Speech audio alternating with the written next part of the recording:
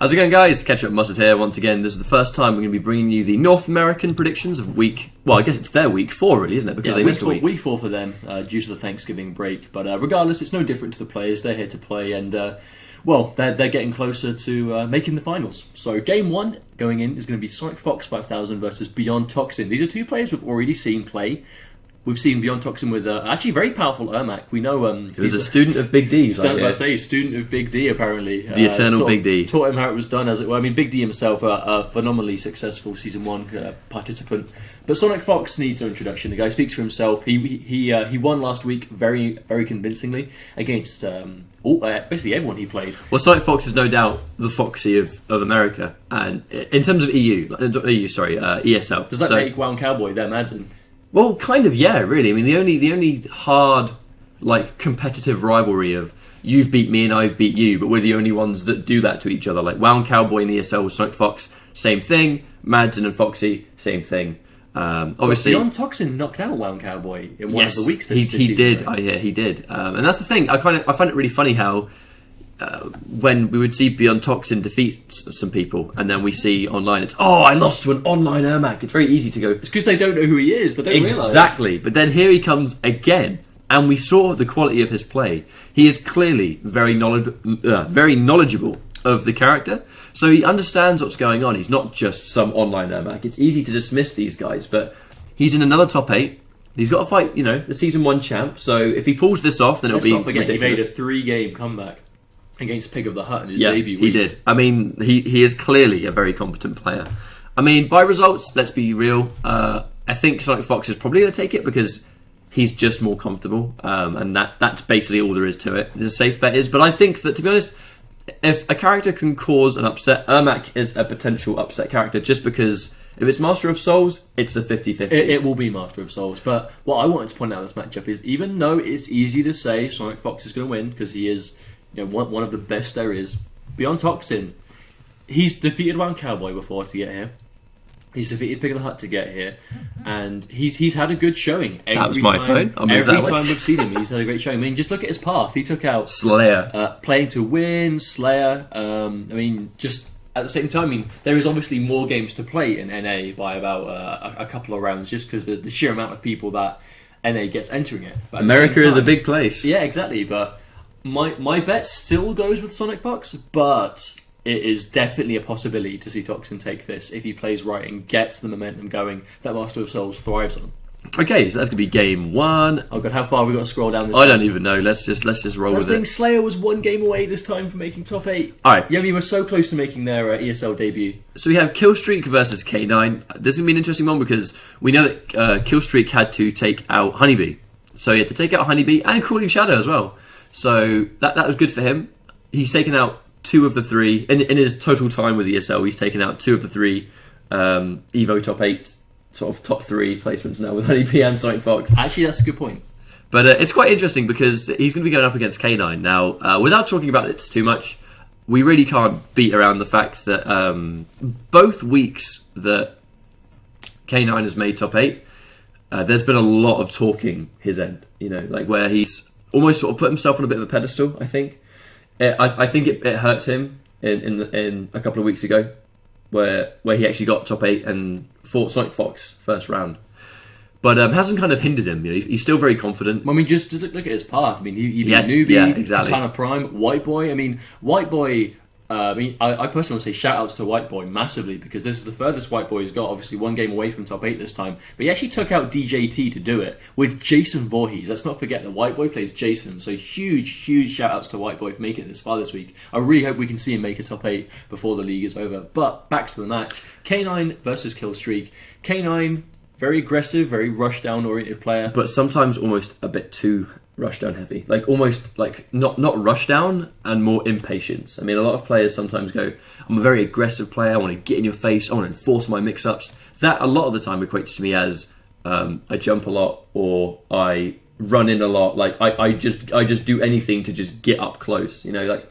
Not saying that's what K9 does because obviously he's got far, so he's not going to be your usual online player, but there is a lot of impatience that comes from K9, and we've seen it in his gameplay, where if he can't get in, he tries to jump. If jumping doesn't work, he does teleport a lot. It's almost like his ways of trying to get in can almost be quite predictable when he gets frustrated. Almost like the Pro Stunner effect of when he's got his game going, it's very clean, very calculated. But as soon as on the back foot, it kind of becomes a bit more predictable in that regard. The problem he's is, not like Killstreak, who's probably bringing a Grandmaster Sub-Zero, which is a direct counter to that kind of play. That's what I was just about to say. I think Grandmaster Sub does a really good job of shutting down that style of play.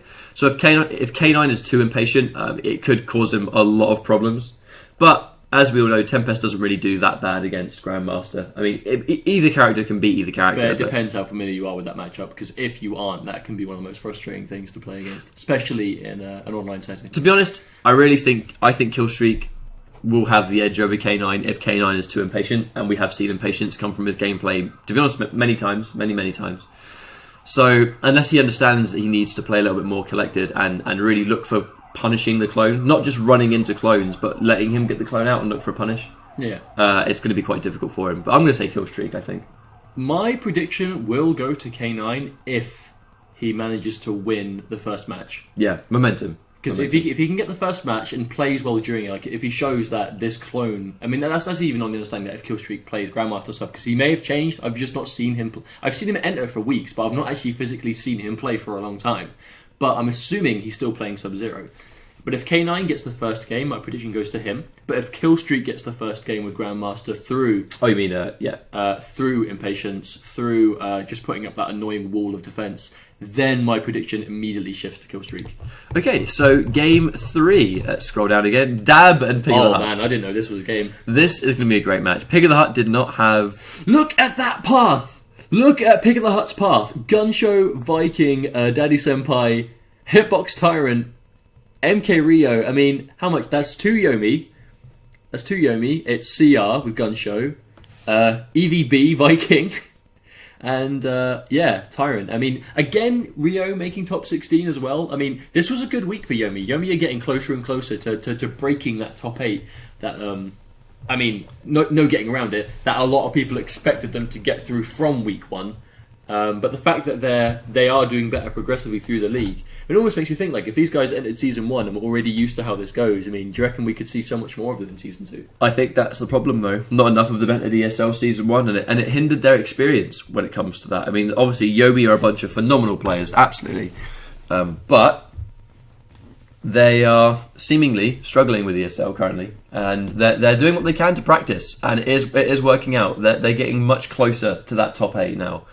But Pig of the Hut, that was not an easy path for him. And as far as I'm aware, it was mostly possessed and balanced Kenshi throughout, apart from he used Reptile versus Rio, because Rio used Quan Chi, and I can't remember who else he used. But he, as far as I'm aware, people did use Reptile. Well, Quan Chi annihilates Kenshi, so that's not. I definitely think that. I definitely think that Quan Chi does well versus Kenshi. And then Dab. Let's look at Dab's path real quick. Dab had to get through. Yeah, a couple of DSV guys. And there, so he's had a good path as well. In all honesty, I actually can't recognise like a bunch of those names because I'm not versed in every single North American player. But Dab versus Pig of the Hut in general is going to be a good match. Well, it's 2 season 1 veterans, isn't it? Like that's the way it goes. These guys, I reckon, show again consistency. They're always here, always making it. And I'd love to see these guys both make finals this time. But unfortunately, one of them has to take the other out in the top 8. I think it's going to be Tanya versus Kenshi, of which I don't think that's going to be a very fun matchup online for Kenshi. Like, I think on paper you could actually zone her, but that air teleport's going to be such a problem. It's going to be a matter of he's going to have to wait for the teleport and then try and meter burn Rising Karma as she lands, but she has things that can adjust her jump arc, so I'm not sure how effective that will be. But Pig of the Hut is the best Kenshi player on the planet. Like no doubt about it. No question. So I'm sure if there's one player that has an answer for Tanya, it's going to be Pig.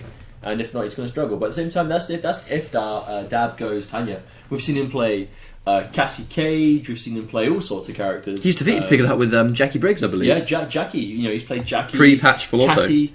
And that's like loads of different variations too. I mean, we have no idea who he's going to play. I'm pretty sure even Pig won't know until he literally sees it on the character select screen. So I'm finding it really, really hard to judge who I think's going to win this one. I mean, I'm not going to say who I think's going to win because it's too up in the air. I'm going to say I would like Pig to win because I want to see Kenshi get top 4.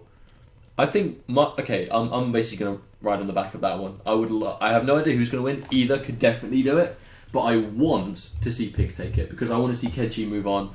I want to see how this goes, really. I mean, I would say, because I wouldn't mind seeing how Pig of the Heart handles K9's Lao, but obviously they're on opposite sides of the bracket, so if they do play, it'll be in grand finals or nothing. But, yeah, I mean, I guess we'll finish with that one. We want Pig of the Heart to win, but that's not at the discredit of Dab. They're both fucking amazing players, excuse my French. But Kenshi, though... they're both phenomenal players. And but Kenshi is just more exciting to see. Exactly. Okay, so the final game of this week is going to be CR Dragon, the newly sponsored CR Dragon versus CR Wound Cowboy. So, right, we know that Wound is very comfortable in the Tanya matchup. He is really comfortable in that matchup. So, I don't know. He seems to really like using Necromancer versus Tanya. I think whether we agree with that or not is our own opinion, but he has clearly a strategy for Tanya, and it's been working for him. Otherwise, he wouldn't use it. Dragon has just been getting better and better. I really think Dragon's just been progressively just getting better and better at this game, and it's starting to pay off quite well for him. He's getting top 8s, he's getting top 16s, but he's now finding himself at the point where he gets top 8s quite consistently, offline and online, to be honest. So I don't know how to call this one. I reckon Wound is going to be more prepared for the matchup. I don't know how often these guys have played, but there's no denying that Wound Cowboy would have played Sonic Fox a bunch, for the matchup experience, understanding what character does well versus what character. He's going to understand more about what happened. Because, let's not forget, in Grand Finals, he did lose 3-0 to Sonic Fox. He tried using Necromancer, and it just didn't work out, because Sonic Fox is sold that is not a bad matchup for Tanya. But that's the thing. I mean, we saw Sonic Fox take it on the fact that meter burn or not, Tanya's meter burn overhead punishes Hellsparks free every time. And I mean, you say, what adjustments can you make in that matchup? The adjustment is don't use Hellsparks. But then you don't use Hellsparks, Tanya gets in for free, and there's nothing you can stop about that. Her run goes through the flick. Summoned Fiend, I think the Summoned Fiend catches her, I'm not sure. But the Unblockable is going to come out really slow. The flick, she's going to go straight through. So it basically means that you've got to use your down forward 4 to zone her instead of your Hellsparks, and that's just nowhere near as fruitful for you. The meter gain's not the same, the area denial is nowhere near as prominent. And obviously, if Tanya's managing her meter on that, then that is going to take that away. And she can do that from, because she moves so far forward with the meter burn flip, then, she's hitting you from so far away. Like, it completely eliminates Hellsparks in the matchup. So, I don't know, I don't think we're going to see Wound Cowboy go Necro and stick with Necro. I think if he loses the first match, we might see him swap to Bone Shaper, because that's definitely, in my opinion, his strongest variation. I would definitely argue that Wound Cowboy is the best Bone Shaper player on the planet right now. But Dragon at the same time, no slouch. You said he's been doing better and better as he's gone, as he's almost grown up with the MK scene. Definitely improving. I mean, he's had to defeat Senor Abraham to get here as well. I mean, not a bad path at all. And at the same time, Wound Cowboy, Forever King, Jago Blake. Jago Blake, he keeps getting really close to taking Scorpion into a top 8. I would love to see, obviously shout out to Jago Blake, man. I'd love to see him make it into a top 8, because the reality is, he also is getting really good at this game. With Scorpion, I believe he favours Ninjutsu. I think he favours Ninjutsu, so I'd love to see that in a top 8. But, yeah, I think we can both agree that probably Wound Cowboy's going to take this due to just more experience against the character he's going to be fighting, really. I think it depends. If Dragon shows the level of matchup knowledge that Sonic Fox demonstrated last week, then maybe Dragon can do it. Because Dragon's not a bad player, but at the same time, he is up against, Wound Cowboy. And Wound Cowboy is one of the most consistent players for NA ESL, and he's an absolutely phenomenal player. I think Wound Cowboy is the safer prediction here, but it's almost like game 1 all over again. Wound Cowboy is the safer prediction, but this could very much go either way. Yeah, because Dragon is a phenomenal Tanya. And let's not forget, he lives in his Sonic Fox, and now they do regular offline casuals as well. So I have no doubt that Sonic Fox has taught him a thing or two about how to deal with these key characters. Okay, cool. So that's going to wrap that up. Wound Cowboy versus Dragon could go either way, but we think Wound could have the edge. In Game 3, Pig versus Dab. Can't really call it, but we would like to see Pig win because of Kenshi. And then we have Game 2, K9 versus Killstreak. It's going to be decided on the first round, or even the first game, we figure. Definitely first match. So I really think Killstreak, Grandmaster sub, just might do a good job of just shutting down impatient Lao play. So if K9 doesn't play patiently enough, he's going to have a hard time. And in game 1, obviously, we have Beyond Toxin, Sonic Fox. Sonic Fox is the safe bet, but an upset could happen because Toxin's really good, and the reality is you can't turn your nose up at Ermac 50-50s as well. So that's going to be our set of predictions, guys. Once again, we're sorry it came late, as it were. Obviously, we've been very, very busy. We haven't been in the country for a few days, so we haven't been able to do this. We would do it earlier, but, you know, casting and all that kind of takes priority there. So thank you very much for watching, guys. Don't forget to like, comment, and sub. We'll see you tomorrow on the EU side, and then you can catch Wonder Chef and Godspeed doing the North American side a few hours after that finishes up. So thanks for watching. We'll see you next time.